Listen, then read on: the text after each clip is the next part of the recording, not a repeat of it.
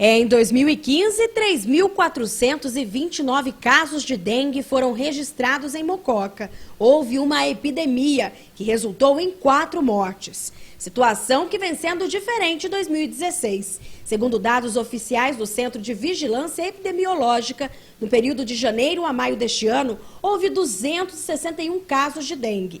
Em setembro e outubro, mais 2 casos foram confirmados. Porém, este ano surgiram as primeiras suspeitas de Zika. 11 casos foram notificados. Um foi confirmado, transmitido aqui em Mococa. Já sobre casos de chikungunya na cidade, não há registros. Então, tem 261 casos que são do primeiro semestre, ou seja, na verdade, assim, eles são até maio. Janeiro, fevereiro, março, abril, maio, a gente estava tendo casos ainda bastante, são ainda consequência da grande epidemia que a gente teve em 2015. Nessa fase, no começo de 2016, a gente não fazia o exame de dengue, então os casos não foram confirmados com sorologia. Tá? Então são casos que a gente fechava por critério clínico epidemiológico, porque não estava tendo a referência aí de laboratório que a gente tem, que é o LUTS. O LUTS ficou esse período sem fazer. Então, assim, até maio a gente teve 261 casos. Depois a gente passou junho, julho e agosto sem ter nenhum caso confirmado de dengue. Esse ano de 2016 a gente teve um período de calmaria, que não tinha tido nos anos anteriores, né? Então, 3 meses sem nenhum caso. Isso é uma notícia boa. Setembro a gente confirmou um já, por exame laboratorial, e em outubro também tem um e tem alguns outros esperando resultado. Então, assim, agora começaram a aparecer casos, então a gente começou a ter transmissão. E para prevenir a proliferação do mosquito Aedes aegypti, os agentes de combate a endemias fazem um trabalho de porta em porta. Muitos abrem as portas, outros não fazem muita questão. O problema é que o foco maior está dentro das casas. Aqui é onde cai a água para a máquina? Aí cai a máquina. Então, toda vez que, quando ficar alguns dias sem limpar, colocar um pouquinho de cloro ou sal. Certinho? Nas casas a gente tem alguns lugares que é difícil o próprio morador tá tomando consciência que ali pode ter. A gente já encontrou em vários lugares, casca de ovo, tampinha de garrafa, cano de antena, bebedouro de água. Então, o pessoal tem que tomar bastante cuidado. Dona Maria está sempre atenta, mas um detalhe passou despercebido por ela e pela inquilina. Água parada com muda de flor.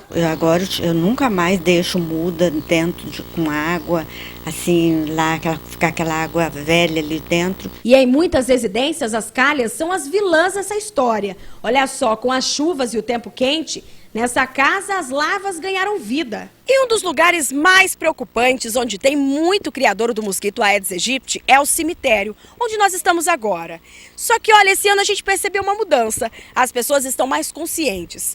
Na maioria dos túmulos, tem vasos de flores, porém, estão sem o perigoso pratinho embaixo. Mesmo assim, todo cuidado é pouco. Afinal, são muitas sepulturas e objetos que podem acumular água. Realmente, o pessoal ainda não teve consciência de que qualquer coisa que deixar no cemitério, o plástico que envolve a planta, o pessoal que tiver que levar flor para o cemitério, principalmente agora, nessa época, que é época de finados, tomar cuidado, ver se o prato que você vai levar, se a planta que você vai levar, corre algum risco, se tem condições de ficar parada a água. Se tem, elimina esse problema. Dona Jandira conta que fica atenta. Traz as flores secas, sem água, põe no vaso, né? Que aí evita de ter outros problemas, né? Aumentar bem para todo mundo, né? O Eugênio é cuidador de sepulturas há muitos anos e conta que está sempre de olhos abertos.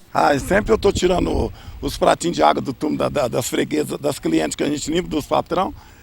E de mais alguém também, quando eu vejo. É bom ficar atento, porque além do dia de finados, onde muita coisa é trazida para o cemitério, está chegando o verão.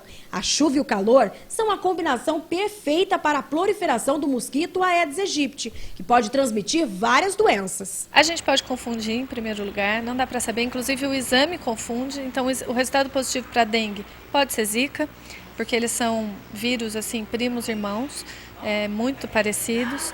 Então, assim, A dengue, ela, de uma forma geral, ela dá aquele sintoma do mal-estar muito grande.